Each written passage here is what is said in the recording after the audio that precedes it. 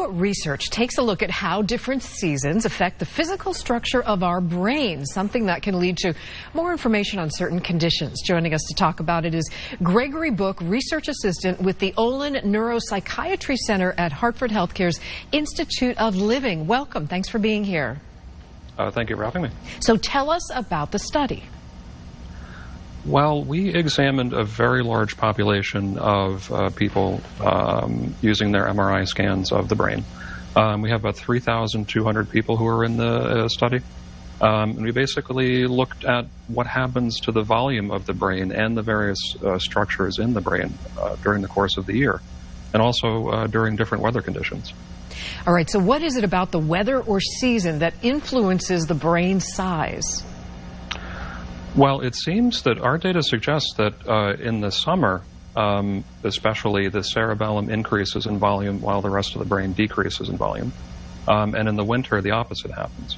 It's also when the weather is kind of bad, when the barometric pressure is lower, the cerebellum decreases and the rest of the volume of the brain increases. Yeah? Oh, go ahead. No. Well, I was going to say we're not really sure why this is. It was kind of a finding that we looked at simply because we had a very large data set over the course of 15 years, and we said, what can we look at with this? We kind of suspect that the barometric pressure, when the barometric pressure is lower, is a little bit less oxygen in the air, kind of as if you were at higher altitude, so that more blood is required to carry the same amount of oxygen. So it might increase the volume a little bit with that. All right, so talk about how the study applies to people with seasonal conditions. Well, I mean, people have probably known someone or themselves experienced seasonal kind of symptoms. Arthritis gets worse in certain weather.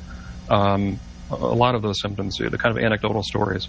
But there's not a lot of kind of hard scientific evidence that there is some biological reason behind that. So we're kind of thinking, if we find a biological reason why the brain volume changes throughout the year or based on weather, that may give some kind of credence to, the anecdotal stories that people have had.